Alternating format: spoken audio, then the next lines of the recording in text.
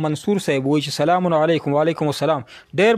معذرت سره یو تاسو کوم چې تاسو مشر مولانا فضل الرحمن صاحب د اسلام د لپاره ډیر خفا دي یا اسلام آباد د لپاره که اسلام د لپاره وین تر اوسه یې څومره کتابونه لیکلي دي. مننه.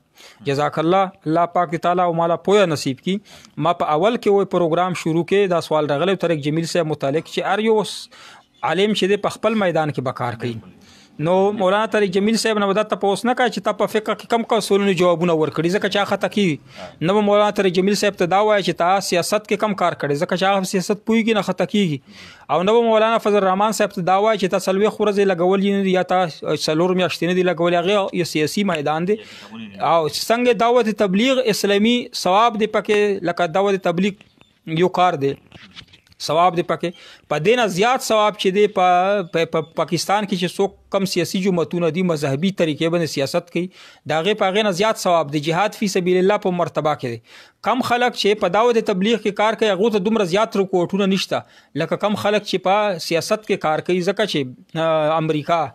يهوديان د هغه علماء کرامو نه سخت نفرت کوي چې هغه اسلام په فرنٹ راولي یعنی هغه اسلام عملی تور باندې په حکومت کې راوستلو کوشش کوي. څوک چې پزان کې اسلام راولي هغه ته دومره تکلیف نشته چې ما کې اسلام راغی نو نه چې دا کوشش کوم چې ما کې امر شي زما حکومت کې راشي ټوله دنیا او پیژني دغه اسلام کاغه په جهاد فی سبیل الله سي لکه طلبه کرامي کوي په افغانستان کې یا په سیاست په میدان کې مولانا فضل الرحمن دا غملګری کوي نو په دې باندې هغه سخت پروپاګاندا هغه خلاف کیږي. وګوره تبلیغ علماء کرام خلاف څوک پروپاګاندا نه کوي یا انفرادي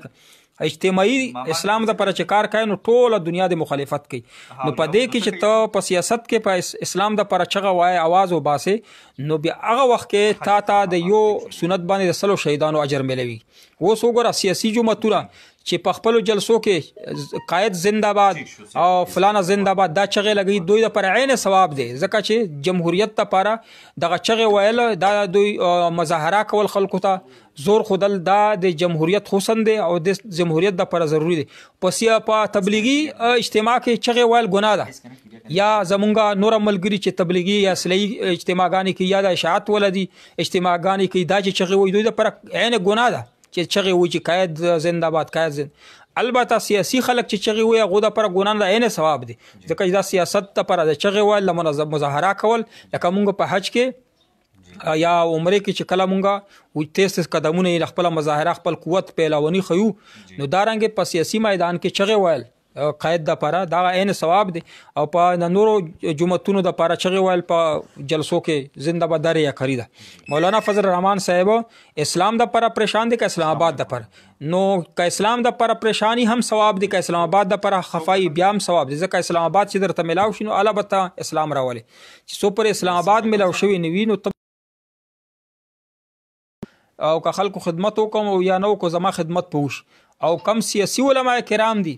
اغاز پر کرسي د پر پدې باندې خفادي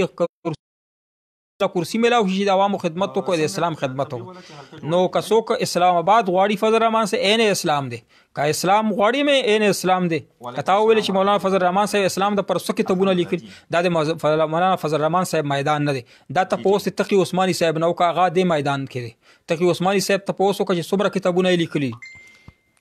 یا نور مفتیانو نو کا مونږ به الحمدلله دارالفتاح کې کتابونه لیکلي چې مونږ دا کار دي چې فضل الرحمن صاحب دا کتابونه لیکل دا کار نه کتابونه ته چکینې نو د بل پټولو نه بهترین جهاد چې دغه سیاسي جمهوریت ته دا ته پاتې کیږي فضل الرحمن صاحب هغه د پر جوړ شوی هر سړی پیدا د خپل کار لره کنه امید دي چې بیا به دا سوال نه کوي تاسو او تاسو سر په خلاص شي افغانانو په شان باندې